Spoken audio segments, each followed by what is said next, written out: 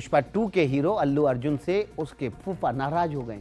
अल्लू अर्जुन के फूफा यानी पवन कल्याण सिनेमा हॉल में भगदड़ के मामले में पवन कल्याण ने ऐसा क्या बोल दिया जो अल्लू अर्जुन के खिलाफ माना जा रहा है। आप भी देखिए।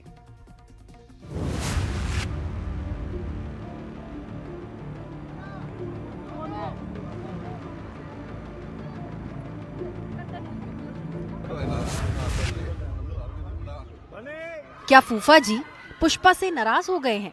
बात आगे बढ़ाने से पहले आपको बता दें कि यहाँ फूफा कौन है।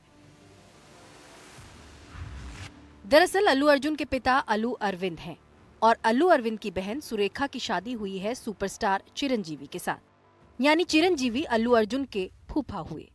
जाहिर है चिरंजीवी के छोटे भाई पवन कल्याण भी रिश्ते में अल्लू अर्जुन के फूफा ही लगेंगे। दरअसल फिल्म पुष्पा 2 की स्क्रीनिंग के दौरान हैदराबाद के संध्या थिएटर में मची भगदड़ और फिर इसी मामले में अल्लू अर्जुन की गिरफ्तारी पर 17 दिन की चुप्पी के बाद पवन कल्याण ने बयान दिया है और इस बयान में वो अल्लू अर्जुन पर ही हमलावर नजर आए। पवन कल्याण ने पत्रकारों से अनौपचारिक बातचीत में कहा कि कानून सभी के लिए बराबर है, पुलिस को लोगों की सुरक्षा को ध्यान में रखते हुए काम करना चाहिए। पवन कल्याण ने तेलंगाना के मुख्यमंत्री रेवंत रेड्डी की भी तारीफ की।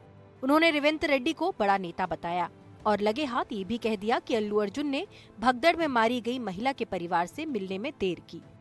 अल्लू अर्जुन के बारे में बोलते हुए पवन कल्याण ने अपने बड़े भाई चिरंजीवी का भी जिक्र किया। उन्होंने कहा कि चिरंजीवी भी फिल्मों की स्क्रीनिंग में शामिल होते थे, लेकिन वो मास्क पहन कर जाते थे ताकि किसी तरह का हंगामा ना हो। ऐसा कहा जाता है कि पवन कल्याण यानी छोटे फूफा से अल्लू अर्जुन की नहीं बनती है। जेल से छूटने के बाद भी अल्लू चिरंजीवी से तो मिले, लेकिन पवन कल्याण से नहीं मिले।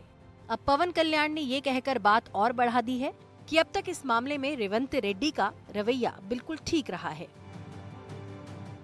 आप बिजनेस कर लो, आप पिक्चर निकालो, पैसे कमाओ, सरकार से इंसेंटिव्स ले लो, सब्सिडीज ले लो, स्पेशल प्रिविलेज शूटिंग के लिए जो होना है वो मांगो, मगर किसी का हत्या होने के बाद, किसी का जान बचाने के बाद, किसी का जान लेने के बाद आज स्पेशल प्रिविलेज मांगे तो ये सरकार में नहीं मिलने वाले।